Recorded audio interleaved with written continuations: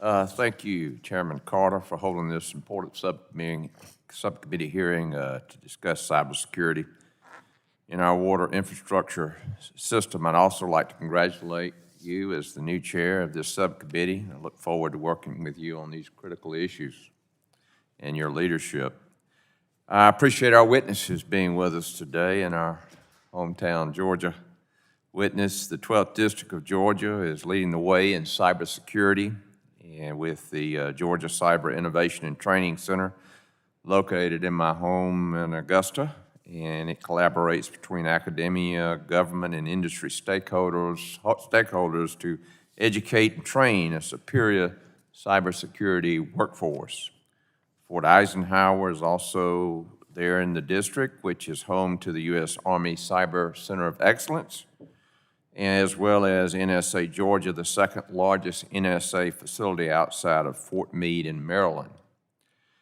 I'm proud of all the cybersecurity assets in my district and state and the work being done in my district to improve cybersecurity and the synergy between these various institutions.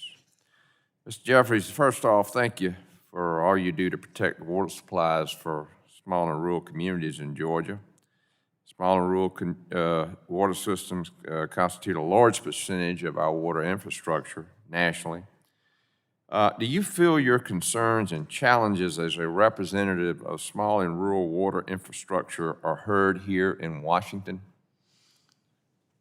I think they are. I mean, because we're working through National Rural Water, we're getting to this level. I mean, I'm here with them today. So I think we are being heard. Maybe it could be a little better. I mean, that's what I would like to add. So I think we are.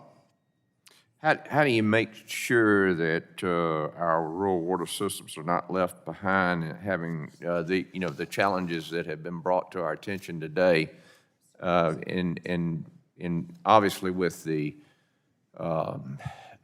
immense resources that we have that I've just explained, not only there in Georgia but in the district, that are resources of the federal government, and to deal with this cyber issue that we're talking about today. Right.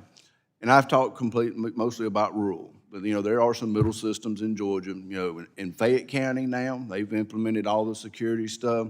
I've been knowing those guys for 40 years. They won't let me in the water plant anymore until I go get a background check and hand it to them. I mean, so they're probably going a little overboard, but if that's what they want to do, let them do it. So yes, some of your bigger systems, the Henry counties, Columbia County, they're implementing this stuff. They're making sure. Like I said, Fayette went a little overboard. That's okay. That's their prerogative. Yeah. So I think the middle systems, the 10,000 to 25,000, and your bigger ones, I'm sure DeKalb, Gwinnett, they're all taking this very seriously. Well, I remember what President Bush said after September 11th. He says, we have to be right every time. They only have to be right once. And so we know that threat is real.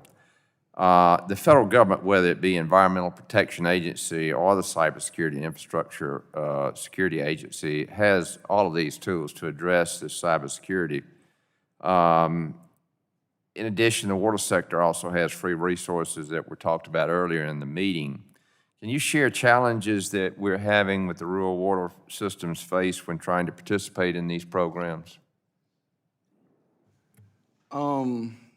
I can't speak for every state, but I've been involved with Georgia Rural Water for a long time. We have a very great workforce. The guys we've hired, they've all been operators. We got trainers. I used to teach basic and advanced water treatment back in the 90s. I feel like, and it's not just Georgia. I mean, with National Rural Water, we got some great state associations out there. And there's a few that are probably lacking, but they're getting better. But I think with the help of, like in Georgia's GAWP, who works with AWWA, we're getting the word out there. But it just takes time. I mean, as I mentioned, there's tens of thousands of these little systems out there. And so let us know how we can. Somebody's got to get in a truck and go ride and see them. Right. Let us know how we can expedite that. And Mr. Harris, I have a question for you. I'll submit it. I'm out of time. I'll submit it for the record. Again, thank you all for being with us. And With that, Mr. Chairman, I yield back.